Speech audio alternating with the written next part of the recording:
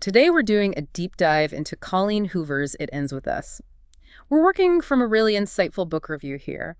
Our goal, really, is to unpack how this story is so much more than just a romance. Looking at the complexities of love, yes, but also trauma and, that inner strength needed to break cycles. Yeah, it's striking, isn't it, how the book doesn't just, tell a love story. It really digs into some painful truths. It maps out the very difficult, nuanced choices people face in abusive situations.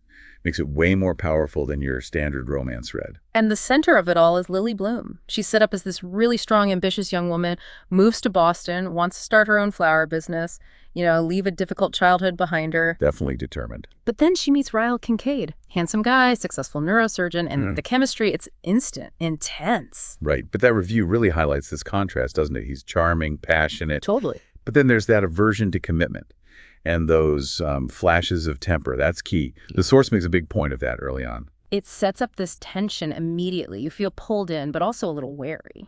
Exactly. That initial chemistry is powerful, almost intoxicating, which makes his issues, the temper, the commitment phobia, feel even more jarring when they pop up. Yeah. It's that duality that gets Lily tangled up. And just when things with Ryle are getting complicated, Atlas Corrigan reappears. Her first love, the one who was her protector during really bad times in her childhood. Right. And his return, it's not just your typical love triangle complication. No, it feels like more than that. What does his presence really force Lily and, I guess, us, the readers, to confront? About love, sure, but also about those cycles she's so desperate to avoid repeating. Precisely. Atlas coming back forces her to ask, am I falling into the same pattern I saw growing up? And this is where Hoover, I think, is brilliant.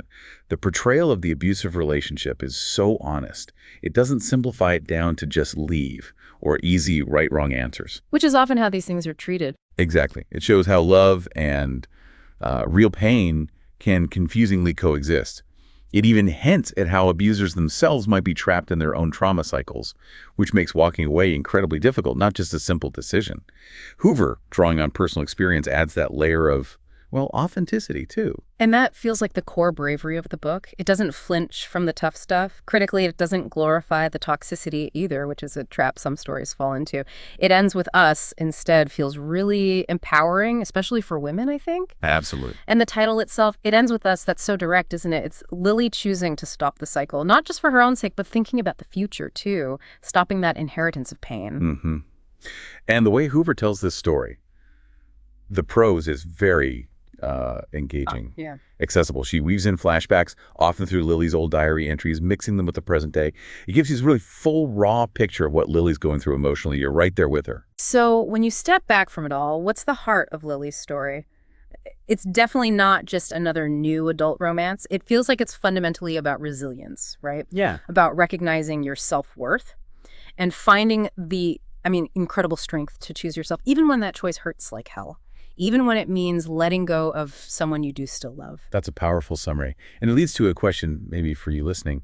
Thinking about Lily's journey, her really complex and courageous choices, what part of that resonates most with you? Especially when you think about this idea of breaking cycles, whether they're personal, generational ones, or maybe even broader societal patterns. Yeah, that's something deep to consider. The real impact of deciding, no, this stops here, it ends with us. Yeah. Definitely something to mull over. Until our next deep dive, anyway.